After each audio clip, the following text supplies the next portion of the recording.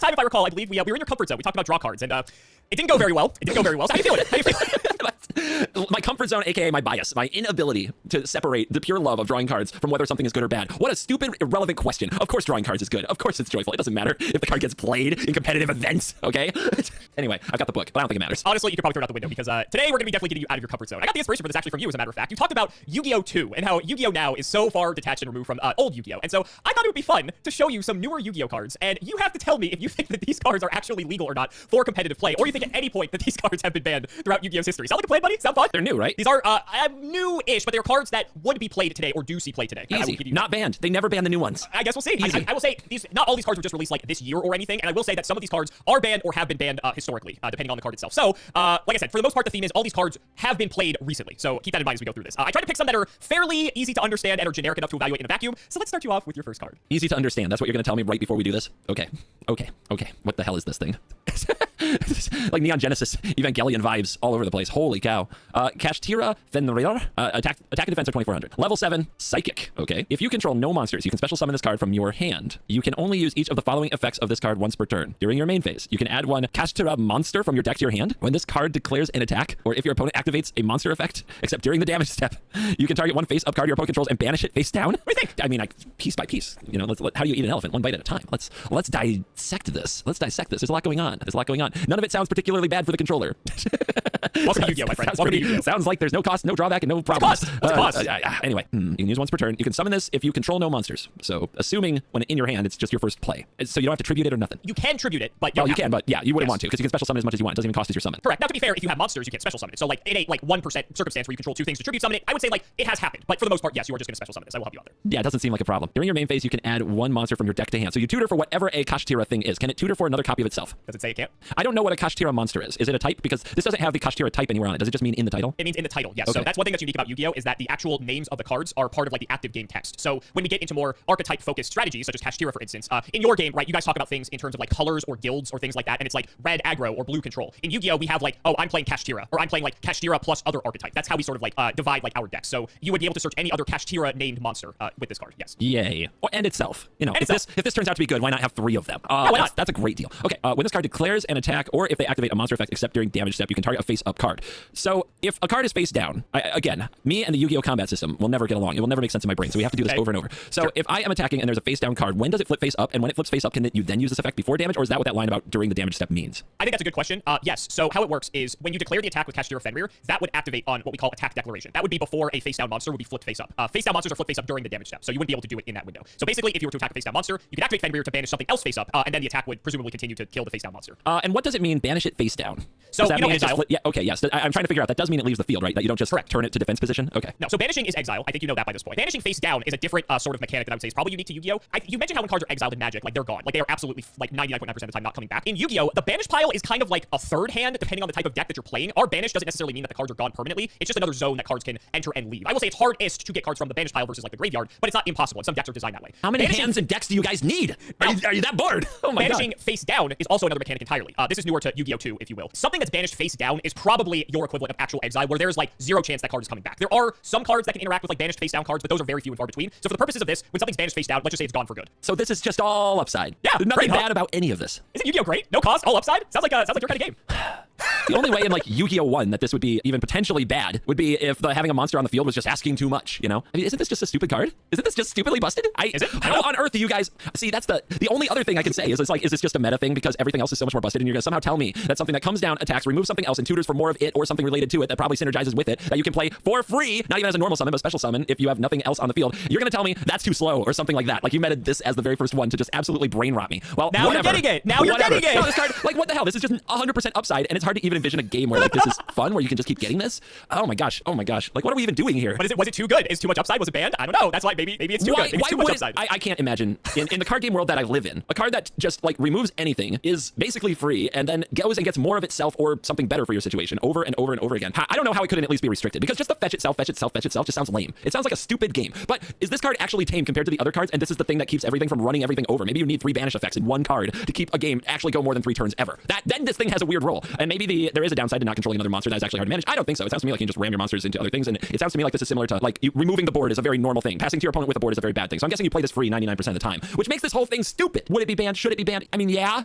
There's only a few different ways to be busted. You're suppressing other creature decks. You're tutoring up things. Even if it only tutors itself, you get a redundant lame play pattern. And if it tutors other more busted things, it's even worse. I mean, we're starting out, so I feel like it had to at least get restricted. Is it fine enough for banning? I don't know, but what the hell, ban it. Ban this stupid card. Final answer? Yeah, let's go. This card's legal. Yeah, I had a feeling. At three. In your defense, I will say this. I've told you before that the Asian territories have their own ban list, and we have our own ban list. In the Asian territories, it actually is banned. See, so right. You're not right, because we go based off of the TCG ban list. That's not, no. I'll give you a half point. The question has never been, is this banned on It's XYZ always based, region? it's always based off That's the not what you TCG say. ban list. You It's say, always is it based off banned? of that. You show up and you're like, well, God. is it banned? Oh my I don't know. God. Maybe it's banned somewhere, and that is a loophole, my friend. The problem is, if we went based off of that, like every one of these videos would be just thrown out the window, because we also have the Master Duel I like ban this list, right? idea. This is a great idea. No, let's continue down this path. That's a great idea. I think I was right way more than you think. I think Fenrir was restricted in Master Duel. I think it's at 1 in Master Duel, so it's literally all over the place. But let me give you context here. Fenrir is nuts. This card is cracked. The thing about Fenrir is it's all upside. But were you ever a gamer? Were you ever a gamer growing up? Like, did you ever play like video games, hardcore? Or no? Is this not gaming? I mean, like digital video. Like, were you like an FPS guy? Anything like that? Look, man. Look, I'm the guy who, Dad got mad. He's like, if you played the actual basketball half as much as you played that NBA Live 95, you would be a professional basketball player. So yeah, I definitely did stuff. Okay. Counter-Strike was my FPS. Okay, so the reason I'm asking is because if you ever played Modern Warfare 2, the first Call of Duty from 2009, Modern Warfare 2, because now there's a couple of these. That game, everything was overpowered and somehow everything was balanced. That's a really good way to look at Yu-Gi-Oh 2, is that everything is batshit crazy, but somehow because everything's batshit crazy, somehow the game balances itself out. And that's like one of the reasons why people love this game. Going first, Fenrir is just a phenomenal card to start with, because you remember the episode with hand traps, we do have a way to interact and slow the opponent down. So if you start with a Fenrir and your opponent hand traps you, you can potentially like immediately use Fenrir to just banish stuff that they put out onto the field. It gets another copy of itself, so like you immediately get a +1 on advantage by playing it if they don't have anything to stop that. Just a great card all around. Going second, this card is actually just insane, because you can just play it into an opponent's board, and honestly, Fenrir sometimes can just solo an opponent if they don't have a good answer to it, just because it does so much for a singular card. 2400 is a really good attack stat. The fact that it just banishes stuff, like you said, it's all upside. And I thought this would be a good card to set the tone for the rest of the video, to see what it is that you have to contend with. Does it get played in every deck? No, which might blow your mind. I will say it saw a lot of play at like this exact moment, no, but like historically, it would either be played as a 3 in a lot of decks, either in the main board or in the sideboard. Sometimes decks wouldn't want to main deck it, but if they knew they were going to go second, they would sideboard it in when they knew their opponent was going to choose to go first, because it's such a strong going second card that it was always like almost optimal to sideboard it in, if that makes sense. But there was a time where every deck was playing 3 of this card. Get ready to raid. Explore and fight.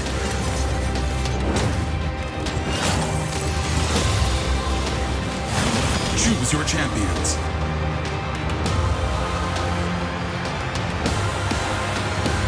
Defeat bosses.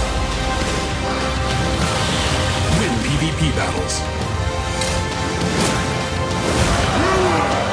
Raid Shadow Legends.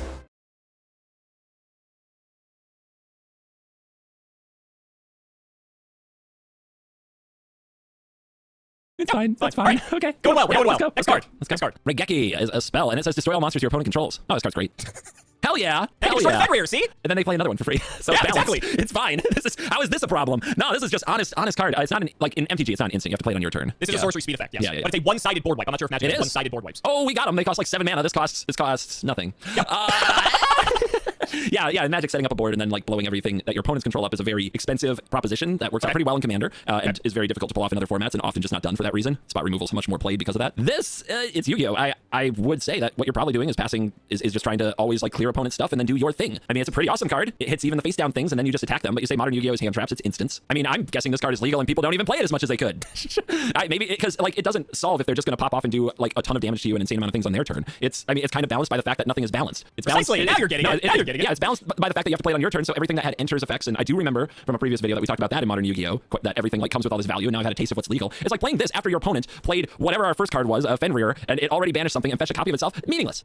Like you're just trying not to die. Maybe you'll get, and you hopefully hit some damage and get some damage through to them, but then it sounds like they play hand traps, everybody plays instant speed hand traps, everybody plays interaction for free, so like that is on them. I'm guessing this card is fine. Final answer? Yeah. So Raigeki is totally fine. This card is legal at 3, but would you believe if I told you this is one of the first cards ever printed in Yu-Gi-Oh? Really? Yeah, it was This is an old one. This is an old one. Why didn't you show me this before? Because I wanted to show you this I didn't find a proper video to want to incorporate Raigeki. But yeah, this card was actually banned for several years just because a one-sided board wipe with no downside was just way too good for the game. I believe it was around 2015, I want to say, they actually limited it to a singular copy. And it got played, but funny enough, not played as much as you think, just because there were so many cards at this point that had effects that triggered when they went to the graveyard, or just like things that like Raigeki, yeah, it wiped the board, but like it didn't really get full value anymore because everything just like replaced itself, or it kind of like broke even a lot of the time. So they eventually moved it to 3 actually a couple years ago. I think it was in 2021, 2022. 2. It came to 3 copies, and people are kind of like, is this okay? This should just be a testament to the speed of the game and how crazy it is. But this card does see play. It will see play typically in side decks a lot of the time. Again, like going second if people know that they have to contend with whatever nonsense their opponent might play. They might bring in multiple copies of this out of the sideboard. Sometimes they'll main deck it, but one of the values of this card is that it doesn't have a once per turn clause because it's such an old card. So it's a one-sided board wipe that if you have multiple copies, if your opponent has a way to like protect from one, you can fire another, and maybe that's enough to actually clear the board. So it actually does see play as a result of that. Again, not like the craziest card ever, but again, the fact that we can have a zero-cost one-sided board wipe in our game at max copies and it's okay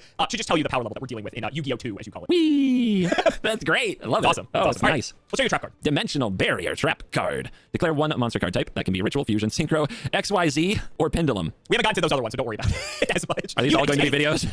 Potentially. Just for the purposes of this, think anything from the extra deck. That would be the easiest way. God. Okay. For the rest of this turn, neither player can special summon monsters of the declared type. Also, negate the effects of all monsters of that type while they are on the field. You can only activate one dimensional barrier per turn. Declare one monster card type. Yep. Obviously, the one that your opponent is probably going to lean into with their deck, and then... And you know about fusions and synchros at this point. You know those cards are cracked. Yeah, I guess I need some timing ideas of when one would want to trap with this, when one would declare it. Like, can they start doing a fusion summon, for example, and then you reveal this, and they threw away their 2 pieces and got nothing? Good question. So I'll clarify that. In the instance of fusion summoning, if you recall, fusion summoning, you need to have like 2 or more things, and you have to activate some sort of fusion spell card to conduct the summon. With that, when your opponent activates the fusion card to fuse them together, typically it's a spell card, you could, in response, chain dimensional barrier, and that would make that fusion card not be able to resolve. So they actually would lose that card. It would go to the graveyard because they're not allowed to conduct the fusion summon. In the instance of, let's say, a synchro summon, if you recall with synchro summoning, you need a tuner and a non-tuner monster. With this, there's no like card activating in order to start the summoning process. So what you would do with dimensional barrier is if you see your opponent has a tuner and a non-tuner out, before they have priority again to conduct that summon, you would activate dimensional barrier and call synchro, and now they're not allowed to synchro summon for the rest of the turn. So depending on the type of summoning mechanic, the timing is sort of different for when you would want to activate dimensional barrier, if that makes sense. But there are ways to do it in response or prior to the opponent bringing out the things that they want to bring out, if that's what you're asking. How angry did people get about this?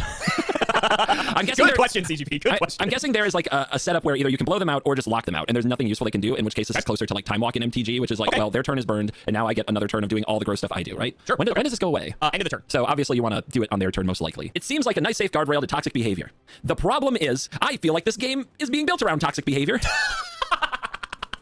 So I'm actually having alarm bells that this could be one of the things that makes people not want to play. Okay. I'm getting little alarm bells that this is the kind of thing that was designed just to stop the one thing, but then the thing became the thing that everybody wanted to do, and that then they didn't, and then people got like very negative about dimensional barrier. Interesting. And the idea of somebody having this for 2 turns in a row was probably just game over if it had as strong an effect on the game you think it would appear. I think the biggest thing that I don't understand, if a deck is built to use these extra deck abilities as a major part of their strategy, how much can they pivot from that if they had to? Can they pivot at all? That's a good question. I will give you a general rule of thumb. Typically, most strategies are built around one of these extra deck mechanics, and they may have a supplemental secondary mechanic that may come up in like fringe instances. So as an example, let's say there's a deck that is predominantly a fusion summoning based deck. Maybe because of the way that deck is designed, they also have like 1 or 2 synchro monsters that also might come up, but aren't like integral to that deck's main game plan, if that makes sense. Because remember, the extra deck is also a toolbox of options that you have at your disposal. So I hope that helps clarify with your knowledge of the game. A bit. It does sound like my suspicions that it's hard to pivot for most decks. Yeah, yes. this is very often your turn is wrecked. Your deck will not do the thing you came to do. When I would say generally playing. That's true. Yes. And I think that does set off alarm bells because, like I said, if this were just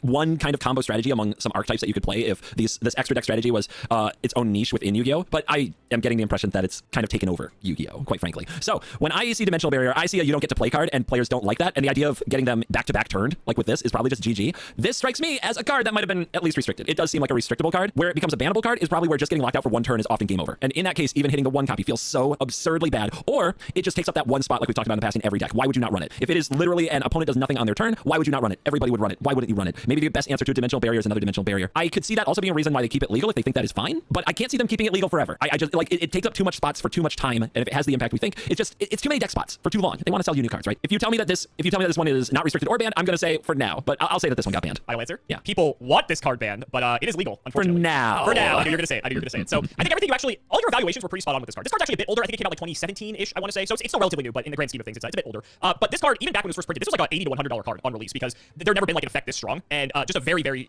solid card all around. And it kind of plays out exactly like you say. It basically turns into like this turn skip sort of card that's very frustrating to play against because your opponent can do some things and then they set dimensional barrier and then you start to do your thing, they flip dimensional barrier, and now you kind of just have to pass your turn unless you have any sort of way to defend yourself, whether it's hand traps or real trap cards. That's why some people would actually play real trap cards to have like a fighting chance on the crackback. But even now, this card actually sees play. This card has arguably gotten better over time because now there's ways to search this card directly from the deck, which is insane. And that makes it all the more better because now it's like you don't have to rely on drawing it. There's actually more ways to access it, which makes it kind of more toxic. There used to be another card that was really effective at countering it, but I think that card's banned now, so much for that, unfortunately. And yeah, people just, it's a very, very frustrating frustrating card to play against. And it's kind of one of those things that people talk about that like they kind of like wish it was banned, but at the same time it's kind of like an unnecessary evil at the same time to like stop some decks that are just like completely off the rail. I don't know. It's kind of up in the air, but this is a very divisive card to say the least. But I'd say your evaluation was correct. Does every deck play it? No, it's dependent on the metagame and like what decks are good at any given moment. Because some decks will fold to this card and other decks don't care about this card. Oh, okay. So it's not all of Yu-Gi-Oh. Okay. Correct. I will say on release this card was incredibly popular, but even then there were still decks that didn't care about this card in the slightest, just because of the way that they played. Like maybe it's a deck that doesn't really use the extra deck. That does happen every once in a while. And so it is format dependent. But when there are decks that do lose to this card, everyone will play 3 of it because it is just that strong. It's really good. All right, let's go back to monsters. You had so much fun with Fenrir. I can't wait to see what you think about this guy. Bestial.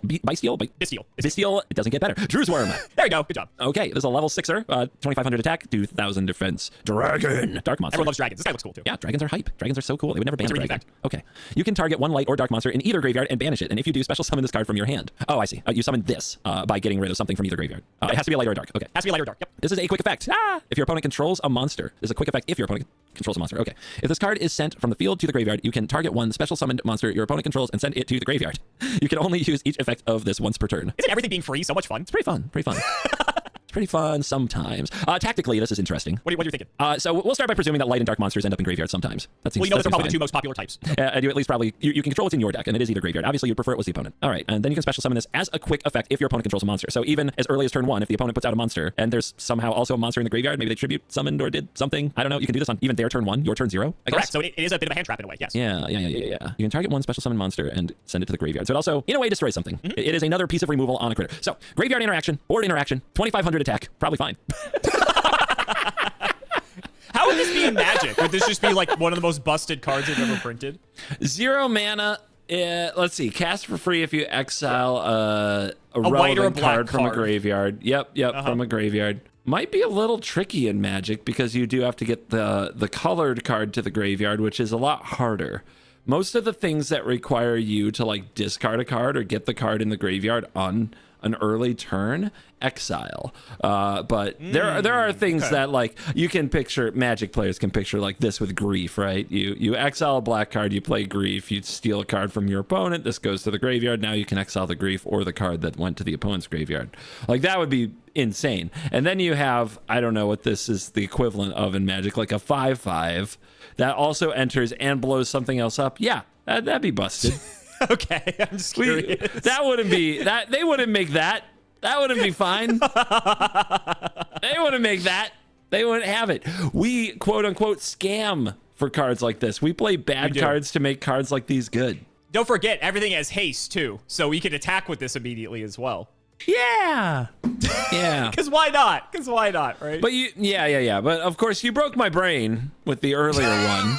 But you did tell me some of these are banned. There's probably just one. There's probably one banned card, and all the rest of these are fine just to mess with me. It's possible. Would I do something like that? No. Why would this one be banned if the other card was legal? Because, like, it seems easier to play Fenrir to me. It replaces itself completely. The dragon doesn't do that. The graveyard hate thing does seem like a response to the nonsense that people get up to, right? Of, send this to the graveyard, reanimate this, bring this back out of the graveyard. And it's like, they're like, okay, we'll print something that does something about that. That's also attached to a body that also maintains the board. I mean, that seems like a thing that people wanted until they actually got it, maybe. I guess this can target face down ones, right? So there is that, but it sends it to the graveyard. It doesn't banish it face down. So like they probably get more value out of it some way. And then it does only hit light or dark monsters in the graveyard. So it's not like they can't play around the graveyard effect. So I don't think it's oppressive.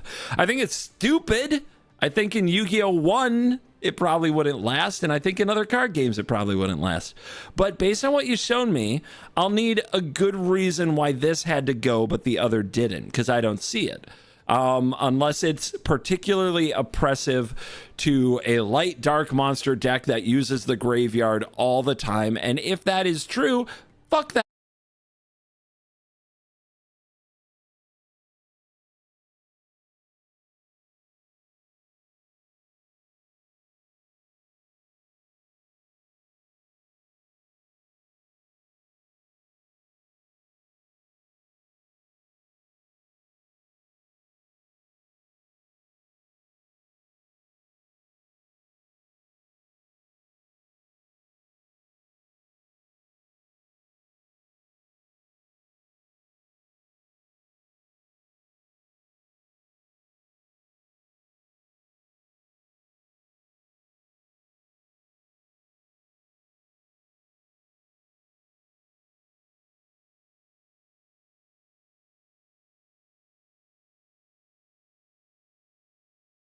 that deck. It's probably toxic.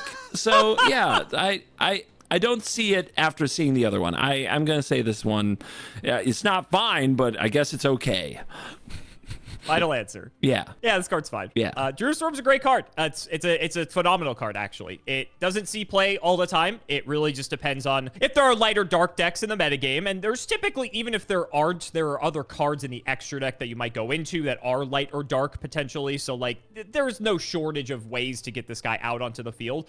But, again, a really strong option for to stop your opponent's plays if they are graveyard reliant. And a way to sort of just help you get back into the game, right? It's a big body, 2,500. If it dies, it takes something out with it. Most obviously special summoning isn't special like it used to be. Just like by like modern Yu-Gi-Oh standards, this card is actually, I think a lot of people would think, really well designed. It's I mean, it's good when you have it. You hate when your opponent has it, but that's every card in any card game, right?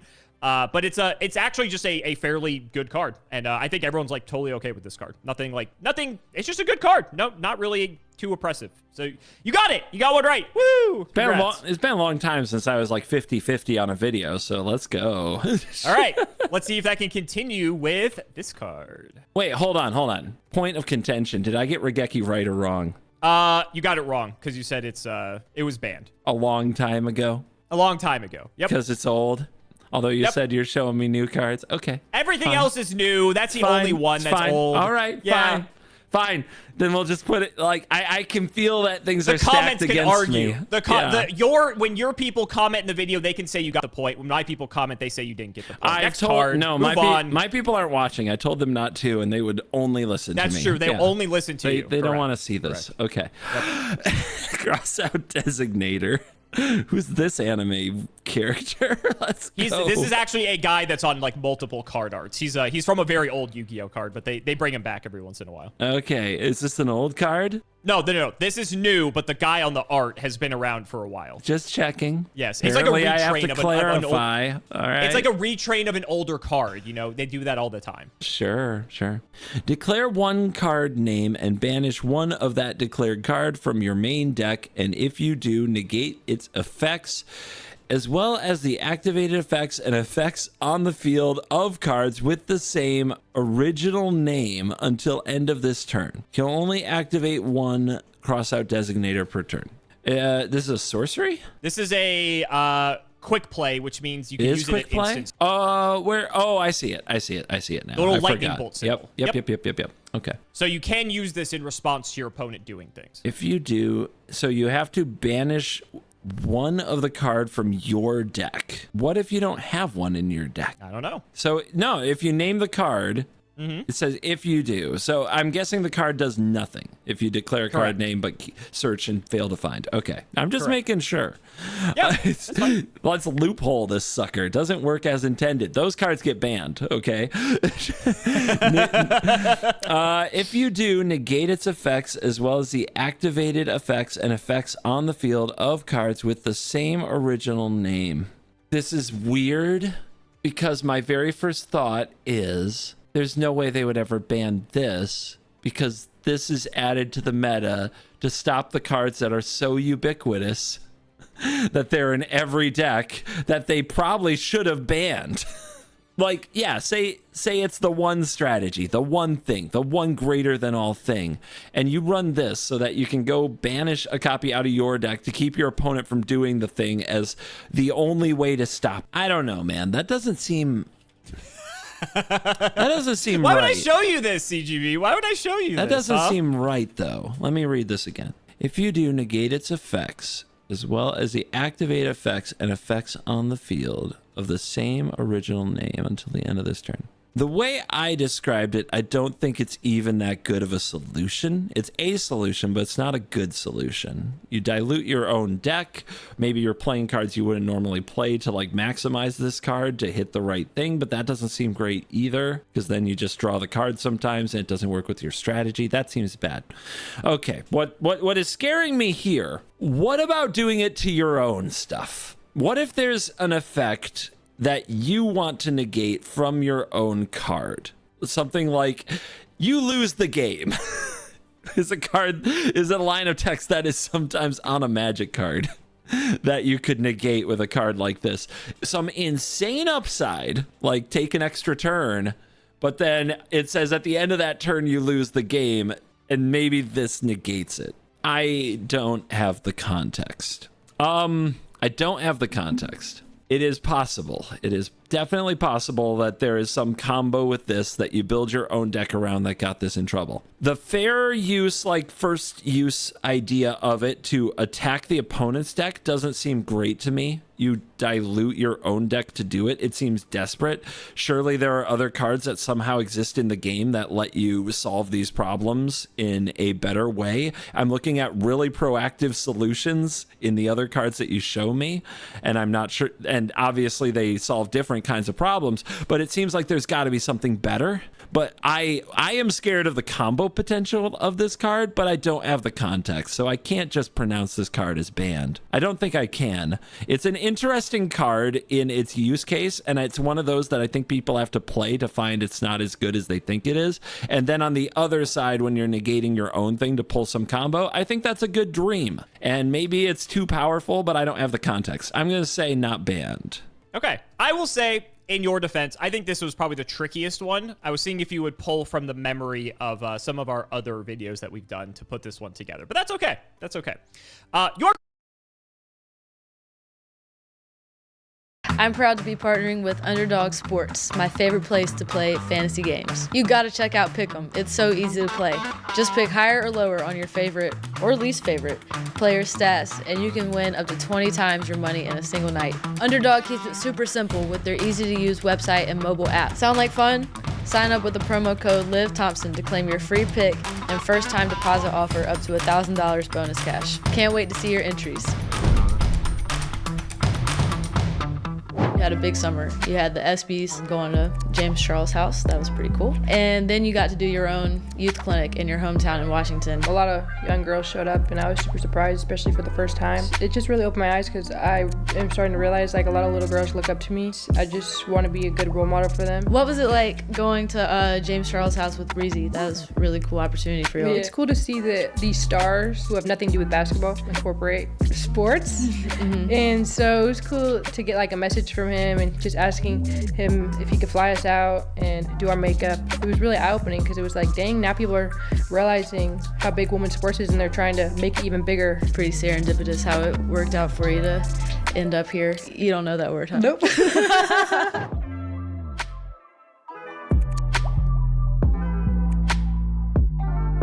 Hello and welcome back to another episode of The Coop, the show that celebrates the past and present sung and unsung legends of USC athletics. I'm your host, Olivia Thompson. Videos that we've done to put this one together, but that's okay. That's okay. You're correct, though. This card is not banned. Let's give you the context now. So how this card works, and this will also give you some insight into the power level of our game. You remember hand traps, right? The cards that you discard from your hand to stop your opponent from doing something. This card is a counter to those hand traps. So let me explain.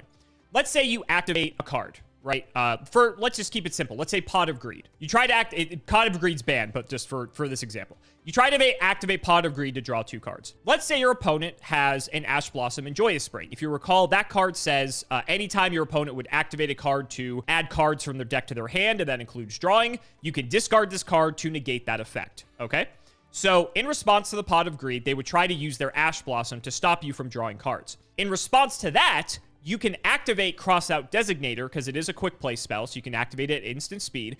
You can banish your own copy of Ash Blossom out of your deck to negate their Ash Blossom to make sure that your Pot of Greed in this hypothetical example resolves. So it's a counter to counters, if you will. And so hand traps, because they are so ubiquitous across all different sorts of decks, even if your main strategy is different, a lot of those other hand traps and such, and other generically good cards, like let's say Raigeki or any of the other more generic cards you've seen, a lot of decks might play these. And so people can play Crossout Designator as a way, as a catch-all to like stop all of these types of effects to make sure that what they're trying to do actually goes through. if that makes sense. A counter for a counter. It's a counter for a counter. Is it precisely. good? Is it like as good as people think like expected it to be? Does it get a lot of play? It's actually limited in Japan, as a matter of fact. There's another card similar to Crossout Designator called Called by the Grave. It does what this card does a little bit better. That's actually restricted here. I believe it's restricted both here in the TCG and in the Asian territories. Crossout Designator had a lot of hype because it's very similar to that other card. It didn't play out as people wanted it to, I will say. However, it's still a card that will see play from time to time. And there have been moments where this card has single-handedly like won people like tournament championships, because sometimes you can have the read. So for instance, Dimensional Barrier.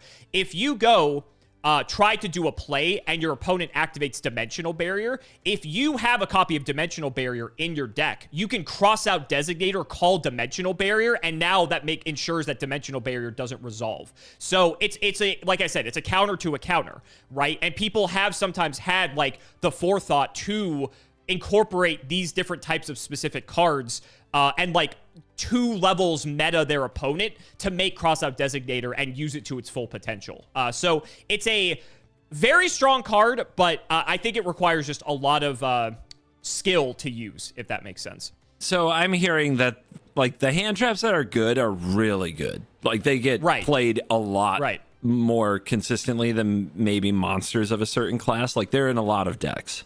They're basically, for the most part, in every deck in some capacity. Remember your rock, your favorite rock, Nibiru?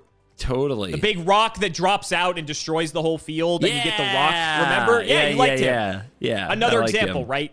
If you go over 5 summons, your opponent tries to Nibiru and drop the rock, you can cross out Designator, banish a Nibiru from your deck, and now Nibiru won't activate. And so now you protected your board.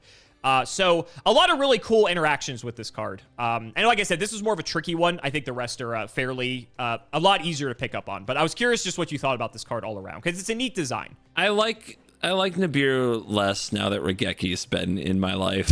I'm gonna be honest. Gotta be real. You can play both. They're both at 3. All right, speaking of 3, only 3 left, and oh boy, I can't wait to see your reaction to this one. Evenly Matched is a trap card. At the end of the battle phase, if your opponent controls more cards than you do, you can make your opponent banish cards from their field face down so they control the same number of cards as you do. If you control no cards, you can activate this card from your hand. At the end of the battle phase, if they control more cards, so that includes spell cards that stay on the field, trap cards that stay on the field, all of it. Yep.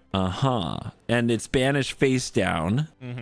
So they control the same number of cards as you. It says you can make your opponent do it, but I assume it's their choice what they banish if you have one card. What to banish, correct. And if you control no cards, you can activate this card from your hand. Activating this card from your hand, does that mean you control nothing? Correct. Okay. It's like basically on the stack, like in Magic. It's not on the field, so it doesn't even count as 1? It does count as 1. It does count as 1. Okay. Yeah, so if you do evenly match, they're going to have to banish cards until they have 1 card left on their field. It's after the battle phase, at the end of the battle phase. So any like punching your face happened. So it's not like it's, if they're monsters, they get the enter effects. If they're like, what if they're face down like trap cards and stuff? They'd have to banish those too. Yep. Okay. Unless they decide to keep that one of those as their 1 card. But yes, anything on the field goes for evenly matched. Yeah, so if they, like, maybe the good situations are, like, they brought out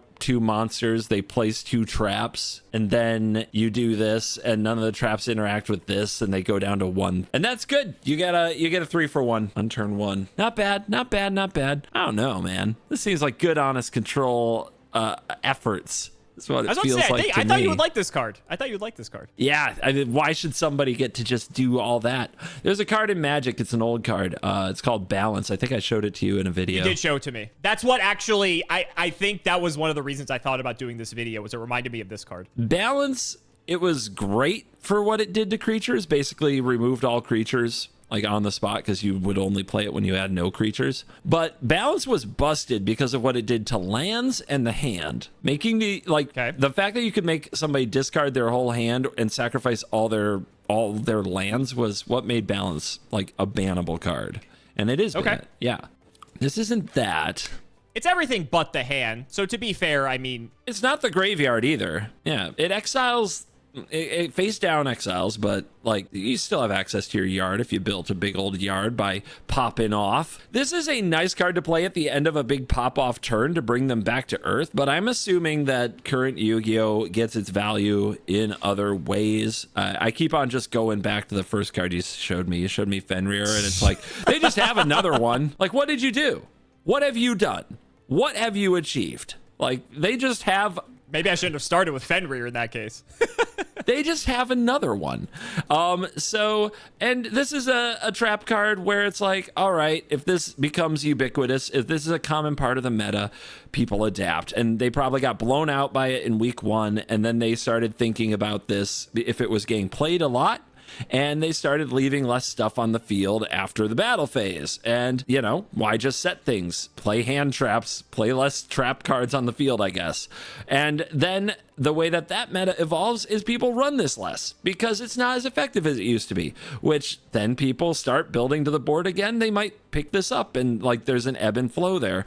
I don't think this card has to be banned. I'm thinking that the way that things currently go, this lets people get enough value out of their cards. It punishes people who play carelessly, and it probably fluctuates in meta and becomes less good as soon as people actually give it respect. So I'm going to say not banned. All right. Evenly matched is insane. This card is so good. I do not even know where to start with this. So evenly matched, it's kind of hard. With our combo decks will go really wide, where you summon a bunch of guys, you commit a bunch of cards to the field. Yes, in the instance of like Fenrir, you might like add a card back to your hand. But I want to say combo decks, for the most part, are decks that aren't going to play hand traps or things that they want to keep in the hand. Every card is a piece to put on the field and make the field wide and just do a lot of crazy stuff and make it so that the opponent isn't going to be able to like play the game or win through any like meaningful capacity. And a card like evenly matched is a great equalizer to this, because what you can do is your opponent can just slam everything down card after card, and then they pass the turn to you and you say, okay, battle phase. And as soon as your opponent does that without doing anything else, your heart just sinks because you know exactly what's coming. And what's fun about this is that this actually causes mind games as well. So people will start scrambling because in the battle phase, before they go to the end of the battle phase, the opponent might start just firing off effects because they think their board's going to get hit by evenly matched, so they start doing things. And then if they have the evenly matched, your whole board gets wiped, and now maybe they have no resources. Or the funnier scenario is they don't have evenly matched. They did all these things that they wouldn't otherwise do, and now you can play the game on your second main phase. So psychologically, this card actually adds a really interesting dynamic to the game. And people have been baited by this card numerous times, but it's something that you have to respect because it is in the card pool. In control matchups, if decks are playing a lot of trap cards in the back row, evenly matched can be a way to hose those out as well, right? Because now it's like, oh, good, I'm going to 4-for-1 you with evenly matched. And typically people just play it from the hand. They don't ever set this card face down unless they absolutely have to, just to get the maximum value out of it. But you're correct. This card is at 3. It isn't played all the time. I will say that, just like you said, actually, it sort of ebbs and flows depending on the way that the meta is shaping up. It's seen an uptick in play like relatively recently at the time of recording this, but there have been formats where it's like a game-defining card, and there's other formats where this card's not particularly good because the decks that are the best decks like don't go wide enough for evenly matched to really be worth it. So, phenomenal card. Like it's a great like balancing board-breaking type of card, and people love it. Yeah, I love it. I love it. Punish them. I thought you would like this one. Nice job, nerd. You went wide. It's all going away. It's all going away. Man, when you get evenly matched for like 7, you never forget it. It's awful. All right. Two left. Triple Tactics Talent. It's a spell card. And it says, if your opponent has activated a monster effect during your main phase this turn, activate one of these effects. Draw 2 cards. Take control of one monster your opponent controls until end of phase. Look at your opponent's hand and choose one card from it to shuffle into the deck. You can only activate one Triple Tactics Talent per turn. This is a spell card. Does this stay on the field? You activate it, it does the thing, and then it goes to the graveyard. That's it's not okay. continuous. Okay, Yep. not continuous. That's the word I was looking for. And it's flexible. It's got options. if your opponent has activated a monster effect during your main phase. So I have to try to calculate how often and like common and predictable it is that your opponent activates a monster effect during your main phase. I don't know. Is this something that happens every duel? If like assume this card didn't exist or in the before times. Is this a really common occurrence? Well, you know hand traps exist, so... I do, but it says monster effect. Hand traps are monsters. Remember, we call them traps, but they are monsters by nature. That makes a lot of sense. It's really easy to understand. Okay. Sorry. No, it's fine. It's hand trap because they operate like trap cards. Okay. Because you can use them at instant speed. If we're talking about hand traps that are actually monsters, and this isn't, and many of them are monsters, and pretty much all of them are. Yep. Remember, we did a whole video on hand traps, if you recall. I didn't remember whether or not they were all monsters. I didn't calculate this into my... Sorry. Yeah. No. This is helpful. This is good. This is good. I want to make sure you have the context. Yeah, so this is pretty normal at this stage. Yu-Gi-Oh! 2 is all about hand monster traps. If that's true, then what you have here is Pot of Greed. Or better, if you think that one of the other... Is it the Dust Shoot or something? What is the card that lets you like look at the opponent's hand and was apparently so powerful for that it got banned? The one you're thinking of is Trap Dust Shoot. Yeah. All three of these bullet points are each referencing a banned card.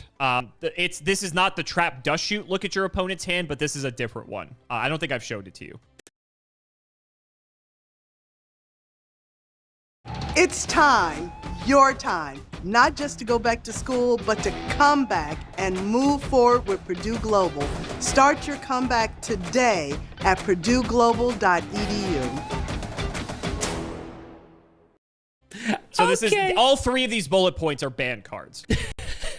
Which is why this card I thought would be very fun to show you. And when people saw this, people were very excited. People were very excited when this card got printed. I am guessing that a lot of what makes these hand traps so popular is the degeneracy of the format and where it would be without them. So why would you make a card that compounds the degeneracy? They were supposed to keep us safe, and now you're going to give the ones forcing the degeneracy more busted shit? What are they doing? I cannot begin to tell you how hyped people were when this card got announced. You even understand it. You don't even play this game. How old is this card? This was printed, I'm going to double check. It was within the past few years. It's actually quite new. This was printed, 2020 was the first printing. Okay, a little bit older than I thought. Are you doing the test to see if it's old enough to get banned? Is that why you were asking? Maybe. Okay. I see you. All right. If that's such a part of the meta, why wouldn't people run this card? I guess dude, I can't even begin to ask what they're thinking if the meta went this far. Are there decks that don't use hand traps? Yes. But let me give context to this. So I kind of described earlier with evenly matched. A lot of like combo decks, it's weird because there's a lot of overlap here, but decks that are like strictly considered a combo deck don't play hand traps because every single card in the deck is trying to like achieve some combo. So they choose not to play hand traps because they just assume they don't need those defensive cards to beat the opponent. There are like control decks that play a lot of trap cards and like very few very strong monsters to pair with those trap cards. They might play a couple of hand traps, but like only a select few. But I will say that for the most part, every single deck is playing some quantity of hand traps, and I will give you context. It is anywhere from like 9 to 18 in any given circumstance for the most part. And your deck size is 40. So one in every opening hand is more than one in an opening hand is normal. Okay. Yes, at least. And in worst case, you can sideboard this out. He's laughing because that feel would like never I've broken happen. you. I feel like I've broken you. The only way that this is fine is if it's the philosophy of everything is busted, so nothing is busted. In a way, this is a green light to print busted hand traps. To like push hand traps further than they were ever pushed before. Unless they've already been printed, and this is a check to that.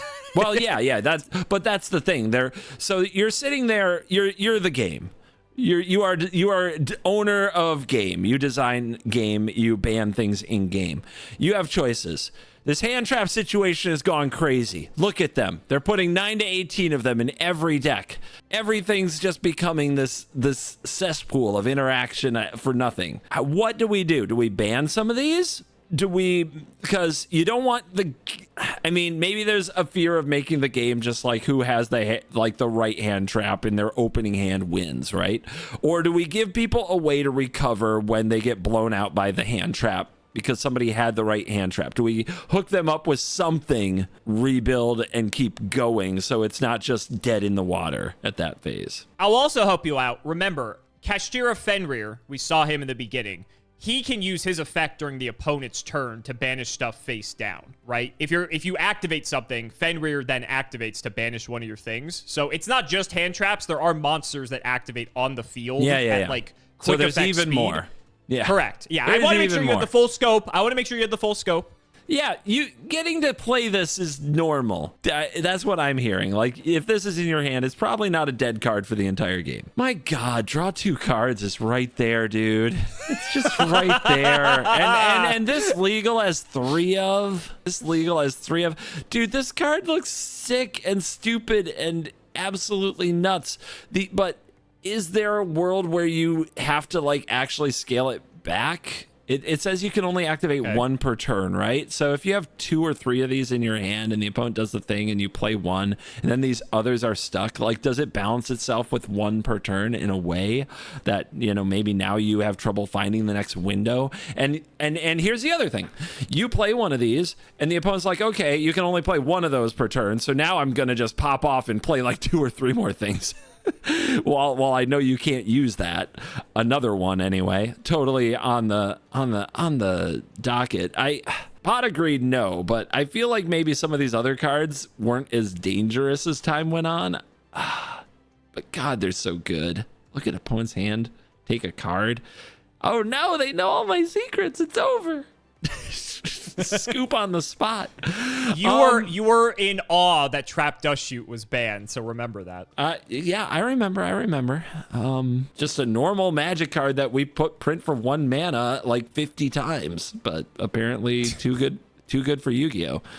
I showed that to Voxy recently. Not Trap Dust Shoot, but a card even worse than Trap Dust Shoot, and she had the same reaction you did, that she was speechless that a card like this is banned in our game. Yeah, we do this all the time, man.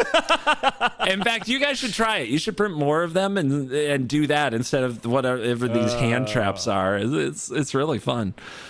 God, I don't know, dude. Like, I don't see why they made this. I do. It's money. Money's the answer. They made this for money. But is there a world where this is fine because everything's not fine? Yeah, that world exists. It is obnoxious to think about this being as a 3 of, but it does kind of self-regulate in that way that maybe you draw it at the wrong time after the window's passed, or you draw 3 of them but only get to play 1. So I don't know. I'm gonna, you know what? Fuck it. It's fine. 3 banned cards in 1, and it's fine. Yeah. Final answer? Yeah. You are correct, CGB. This card is legal at 3 copies. I've learned so much. You have. You actually figured out the biggest limiter of this card is the fact you can only fire 1 per turn. And that may not seem like as big of a deal as someone who comes from Magic, but in Yu-Gi-Oh, you never want to have multiples of cards in your hand that have that restriction on them, because that can really make the difference in terms of like how much interaction you have either during your turn or your opponent's. And a lot of hand traps and a lot of cards we've actually seen throughout this video do have that once per turn restriction on them, right? Which is why when you see cards that don't have that restriction, your eyes light up because you're like, oh my God, I could fire multiple of these. They're not dead in my hand. But yeah, the hype surrounding this card when it was first released was insane. Like, people, again, 3 banned cards. Ironically, one of these cards is actually legal again, funny enough. So it's not like, you know, as crazy as it was, but that apparently just shows the way that the game has progressed at this point. It's a phenomenal card. Being able to either just get more cards to keep playing after your opponent hand traps you, to be able to take their biggest threat potentially and use it against your opponent's really big. And looking at the opponent's hand is also really important because you know that hand traps exist. And so being able to not only know what their hand is composed of, but then also take the best card that's going to stop your play, or take out the best card that they have that's going to prevent them from playing, completely dismantle their strategy. All 3 options are used, and all are phenomenal, just depending on the circumstances. It may blow your mind to learn that this card has not been like a staple 3 of in every deck since printing. It's a card that, again, it really just depends on like the way that formats play out, because think about like evenly matched, right? That like board breaking sort of card. We kind of go back and forth between our hand traps better or our board breaking cards better. Are the cards better that are going to stop the opponent from doing the thing, or are the cards better that are going to actually dismantle the opponent after they've done the thing? So we kind of go back and forth in between those 2 types of effects, and Triple Tactics Tout falls in the more board breaking type of effect rather than like a hand trap, because you can't use it during your opponent's turn. You have to use it on your own. And so it's for as powerful as it is, you would think every deck would just always run 3 of this until the end of time. Just the way that certain decks function, Triple Tactics Talent may not actually be that good against them. And so, and again, because of the restriction of only being able to use it once, sometimes people will just play a singular copy just so they don't draw multiples. That's happened plenty of times. But insanely good card. And it's people love this card. It's so much fun. It's a great card. It's awesome. Yeah, I was gonna say, why not 1 copy? Probably every deck could go for 1. Yep.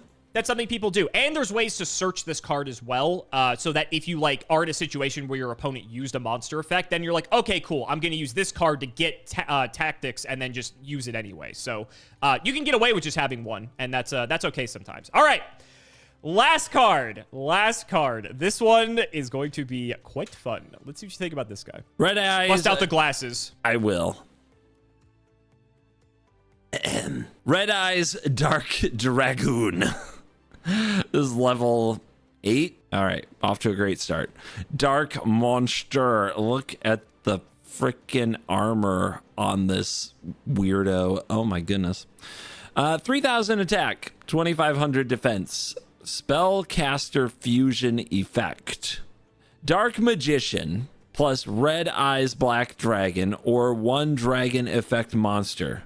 For the purposes of this, remember a fusion monster, you take 2 guys to make 1. For the purposes of this, assume that this is very easy to make. Just so that's not a limiting factor in your evaluation. I think I remember the Dark Magician, but sure, let's go. That's a very classic card. That's what this is based on. Cannot be destroyed by card effects. Oh, nice. Neither player can target this card with card effects. Okay. During your main phase, you can destroy 1 monster your opponent controls, and if you do, inflict damage to your opponent equal to its original attack. You can use this effect a number of times per turn, up to the number of normal monsters used as fusion material for this card. So I'm going to stop you there. Dark Magician and Red Eyes Black Dragon are both normal monsters without effects. So you could use this twice per turn. Just on right there. Just with the usual pieces twice per turn. Cool. Once per turn, when a card or effect is activated at quick effect, you can discard 1 card and negate the activation, and if you do, destroy that card. And if you do, this card gains 1,000 attack. What do you think, buddy? What a boss. What a boss. Okay. Okay. Can't kill it, destroys everything, counters everything, wrecks everything. That's what I got. Yeah, what an end boss. Oh my god. Not hard to do, you say, huh? Well, this explains why they need all those hand traps. I'll give you context. So I'll give you context. The way to summon this, there's a card called Red Eyes Fusion. It says send, in short, it says send Dark Magician and Red Eyes Black Dragon from your deck to the graveyard and summon this thing. Nice. How nice.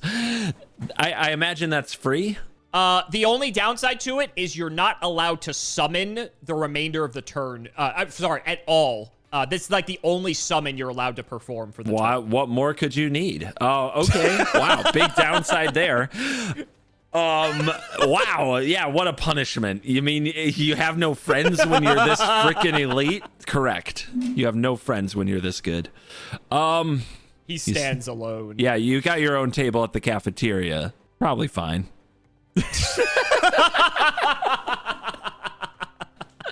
Nah, I mean, this is why they got to do it, right? This is why they got to interrupt everything. This is why you have cards in your card pool like Dimensional Barrier, and it's totally Is that what you've fine. been missing? Have you been missing the why this whole time? Not really. I just assume Just it's asking. degenerate. And it is. Sure. Surprise. Sure. I assume that if they get to do the thing, either they're going to do like 15 things that chain together and win the game, or they're going to bring out the one thing that's unkillable that wins the game. Because it's always one of the two. It's either the like one as a big control thing player, or the you would 50 like this. things. I would like this. As a control player, this is a great control card. It's a combo card, right? Like, you got to sneak it out. This is in Magic. The control decks don't play creatures unless they're going to come out and then slowly accrue value and slowly, carefully win the game. This just comes out and like sticks it right to them. It ends the game too brutally quickly, which is why it's more of a cheated out kind of card, which is why it screams combo to me. In Magic, we try to cheat these out early because they can't be dealt with. We don't have to cheat them out. We just play them, you know? I'm remembering the cards you showed me that let you tribute the opponent's stuff. Okay. Yeah. And that is a way out of this. That is. So that exists, and it's increased in popularity for some reason, as we discussed in those videos. Some reason. Can't imagine why. I'm guessing these lines of text about can't be targeted, can't be dealt with aren't even that rare. I bet some big thing. I bet they're printing more of that on big things like this, just so that people have a reason to play it at all. Like that. Interesting. Yeah. That's my Magic, guess. In Magic, like there isn't. How do I describe this? On like larger creatures in Magic, like wouldn't you want those types of protection effects so your big guy sticks? Yeah, okay. Oh, we've got a lot of names for it. Hexproof, Shroud, Ward. We've created a lot of different ways to like have your big creature that you go through so much work to get actually do something. But as long as there are things in the card pool and Magic sacrifice, exile all kind of things, then those cards don't usually need to be banned. They just dictate which colors actually have good answers and how players have to play certain colors. There are examples where, sure, the things got banned, but I think for the most part, that is rare nowadays that something gets banned for being a giant monster that's hard to kill. And yeah, this card seems oppressive and horrific. And if there are answers to it in hand traps or in, ways to tribute it and things like that, like all it takes is too many people running this deck and other people will pack all the answers. So I'm going to say it's fine. You've just given up. You're throwing your hands over your head. No, it's not that. It's like I'm looking at the other things. Like, yeah, this card is amazing. I could read the whole thing again. I've forgotten half of what it does already. You could read the whole thing, but it's all tied into this one thing. And what I am seeing, what these cards are all saying to me is that you don't just get to do the one thing, that there are answers to everything. At all kinds of rates right now. And that is why some of these things can be so insanely busted and be fine. So I'm sticking with it. Well, this card was banned. Okay, great. In the Asian territories. It's legal in the TCG. Well, it balances out, doesn't it? I think that we should go back at this point to only allowing bans in the TCG is the way that I see the situation. I think that it makes sense now that we've had this talk. I see. So let me give some context with Dragoon here. People were very excited when this card got announced. It's like a retrain. It's Yugi and Joey from the anime. It's like they're two ace monsters fused into one. So it's like every anime lover's dream, right? And plus he looks badass at the end of the day. Yes. So very hyped card. It's funny that you said that like control decks in Magic wouldn't play something like this because on release, there was a very popular control deck at the time called Eldritch. And Eldritch would actually play Dragoon, because this is very much a control card in the sense that it is a thing that can negate any card or effect your opponent is using at the cost of discarding a card. This control deck also did play out of the graveyard to an extent because it's like a zombie-based trap archetype that's very controlling. They would have a bunch of cards to control the board, and then this was kind of like their secondary alternate boss monster, if you will, because Eldritch himself is a monster that deck would... Yeah, so like cards like this in control decks are actually not that rare by Yu-Gi-Oh standards, especially if they want to compete in a modern setting. By old Yu-Gi-Oh standards control, you probably wouldn't, something like this one wouldn't exist, but like you probably wouldn't play monsters. I would agree with you. But as Yu-Gi-Oh has aged, something like this slots very nicely into that deck because that deck doesn't care about losing out on the summon. That deck can afford to play all the pieces, and there's like no downside to it really. So it's kind of like, why the hell not, right? There were ways that made this even more degenerate because there was a card that could copy the effect of the fusion card and basically bypass like the restrictions. So then you got to do your thing and then play Dragoon in addition to everything else. So it was even more oppressive as a result of that. Phenomenal, phenomenal card. They ended up banning that combo piece instead of banning Dragoon. And Dragoon is, it was, like I said, it was banned. It was, a lot of people wanted it banned, and they just kind of banned, like, the more degenerate aspect of it. They banned it in the Asian territories. I think they actually just restricted it in, like, the last, like, 1 or 2 lists that came out. So they can play with it again. I think the more, like, degenerate aspects of the card have been sort of put in check. It's kind of funny, because as the game has just, like you said, there's just answers to it. And not that answers existing means that a card is healthy, but there's just enough things that kind of just deal with it that it's like, it's really good, but at the same time, yeah, like that's just kind of like the way it is. So that's Yu-Gi-Oh 2 for you at the end of the day. What do you think? What do you think? I feel like I understand it better than whatever Yu-Gi-Oh Mid or Yu-Gi-Oh 1 is. Yeah? I don't know. You tell me. I think I did better on this video than I have in the last couple. I think you did, which is kind of impressive because I thought like these recent ones, you'd be knocking it out of the park, and you've been completely going in the opposite direction. Thank you. Yep. Yeah, I like that we brought that up. That feels good. Well, because of course they're not going to watch it, right? But I think you went like 60 or 70% correct on this video, which is kind of impressive. So congrats on that. Thank you, thank you. Ta-ta! Maybe Yu-Gi-Oh 2 is what's really right for me. You would never play that. No, I wouldn't. Ever. So guys, that's going to wrap it up for another video. I really hope you all enjoyed. Let's go ahead and shout out the patrons for all of their continued support. So shoutouts to Shoutout1317, Tim00x3, MBT Play Medolce, Moto, Cameron L. Smith, The Synchro Guy, Pony Stark, Dan the Man Hoban, Little Fadeleaf, Draconic, Dylan Rare Hunter, Brian Dancer of Class 7, JW11860, Flannel Daddy, literally all of the guinea pigs, Cheeks McLapperty, Stolfin Amethyst, MBT Cancel Bio Community soon, Cancel Bio Committee soon, Cancel Bio Player soon, Wonder Waffle, Daniel Howell, Electrician of the Ice Barrier, Arco, and Astro Random. Thank you all so much again for watching, and we will see you next time.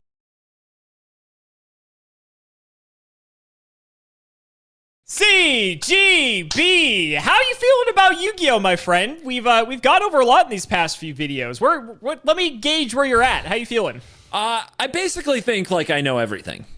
Okay, yeah, perfect. I'm pretty sure I could sit down at a tournament and just kill it. Like that's how good I feel about the situation. No, the special summons thing like put a lot into perspective.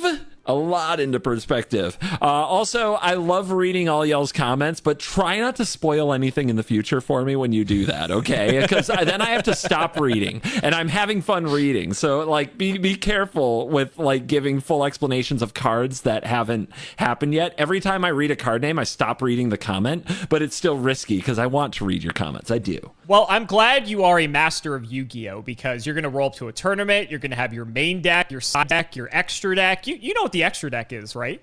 Yes, it's where I put. Tell us what the extra deck is. Yeah, the extra deck is the one that you play when you find out something got banned 5 minutes before the round starts. No? Not the Magic players who know anything about that at the time of recording this video. That seems like it would be essential. That seems like an important part of the format. What you have to have an extra deck. Do you guys not just carry extra decks? Because it sounds to me like bans just fall from the sky at random times. That is true. That is true, especially considering how many banned cards you've evaluated thus far. But today, we are going to start getting into some more of the meat of Yu-Gi-Oh! I'm glad you feel comfortable with special summons, because that is all we are going to be talking about today. So get your notebook out, because you are going to need it. Game on. So the extra deck The extra deck. This is probably the mechanic of Yu-Gi-Oh! That differentiates it more so from any other card game. And some newer card games have actually taken inspiration from the extra deck. So the extra deck actually was first known as the fusion deck. We'll get to that momentarily.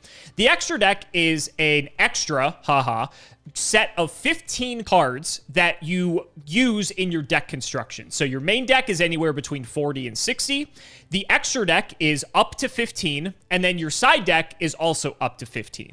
How the extra deck works is these 15 monsters are allowed to be played when certain conditions are met. And so basically they stay in that extra deck until something happens within the game that you can bring these monsters out onto the field. Make sense? It's monsters only. Monsters only. Correct. Okay. And for now. Yep. And special circumstances equal play card from extra deck. Correct. Okay. All of these are considered special summons.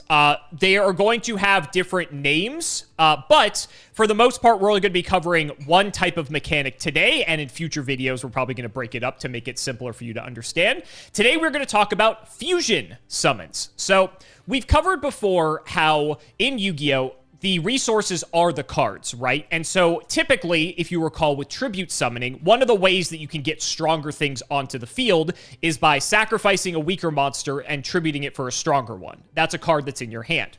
Fusion summoning does something similar, but it involves the extra deck. So how a fusion summon works is I'm going to first show you what a fusion monster looks like, and we're going to go from there. So why don't you go and give this guy a read? This is one of the biggest Timmy cards you'll ever see. Blue Eyes Ultimate Dragon? What? They made an Ultimate Dragon? It's the Ultimate Dragon. What level is this? Who can count this high? 1, 2, 3, 4, 5, 12, 6, 7, 8, 9, 10, 11, 12. Level 12 monster. Level 12 monster. Holy cow. Attack 4,500, defense 3,800. More than half your life. Boom. Gone. Yes. Very notable. Yes. Now, all fusion monsters are purple. The entire card border is purple, so that's how you know it's a fusion. It also says in the card description, next to dragon there, it says it's a fusion monster. So in case the purple wasn't a giveaway, that's how you know. Now, on all fusion monsters, before you get into any sort of relevant card text or effects, you get to see the materials required to summon it. So why don't you give those a quick read for us? The materials. Oh, that's what's in the quotes. Okay, Yes. So the materials required are Blue Eyes White Dragon, Blue Eyes White Dragon, and Blue Eyes White Dragon. Correct. So this is kind of the ultimate boss monster of Seto Kaiba from the anime. He took his 3 blue eyes and fused them together into the Blue Eyes Ultimate Dragon. It's very epic, very climactic. Unbelievable. Okay. And it looks sick. It looks sick. You have to admit, it looks really cool. Yeah, it's terrifying. So now you're probably wondering how this works. So I'm going to show you what is known as a polymerization card. This is the boilerplate textbook fusion card. This was released in the very first set. So why don't you give this card a read for us? Polymerization spell card. Fusion summon 1 fusion monster from your extra deck using monsters from your hand or your side of the field as fusion materials. Okay, so you have to have the 3 dragons in your hand or on the field, and you have to play this spell to get the thing. Correct. So if you had all 3 Blue Eyes White Dragons somewhere in your combination of hand or field, you would activate polymerization during your turn. This is a normal spell, so it's a sorcery in magic terms. You would send all of those materials to the graveyard, and then you would go into your extra deck, and you would then special summon the Blue Eyes Ultimate Dragon either in attack or defense position, whichever you prefer. Okay. Do people do this? Why wouldn't they do this? Walk us through what you're thinking. This is Christmas land. How do you get 3 of them and you have to have the spell card. You have to have 4 cards to turn it into the 1 card.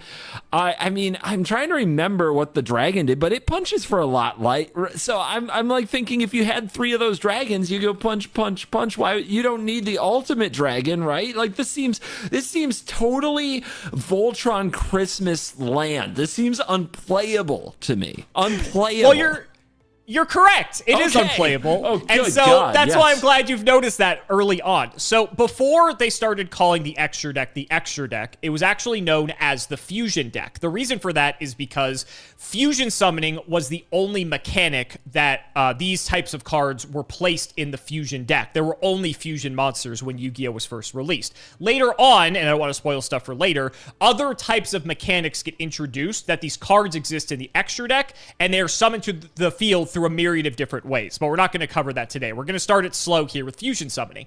As you can see, fusion summoning was not very popular when it was first released because it was a huge commitment of resources. Not only did you need specific monsters for a lot of these old fusion cards, but you also needed specifically polymerization in order to fusion summon anything. Now, I will say, to show you Ultimate Dragon just because it's one of the coolest looking ones, most fusion monsters during this time would only need 2 monsters, but they needed to be 2 specific monsters most of the time. And even with that, with the fact that they printed cards that said that they could substitute themselves as any of the names for these monsters, and in addition to that, they printed cards to also search polymerization and tutor it directly from the deck, the mechanic was still just unplayable. The fusion monsters were bad. They were terrible. If you were playing them, you would get made fun of because there was just no conceivable way that these cards were ever good. But if you're a spiky player and somebody beat you with this, did you have to, like, retire? Pretty much, yeah. Your dignity was left on the table? Anyway, go on.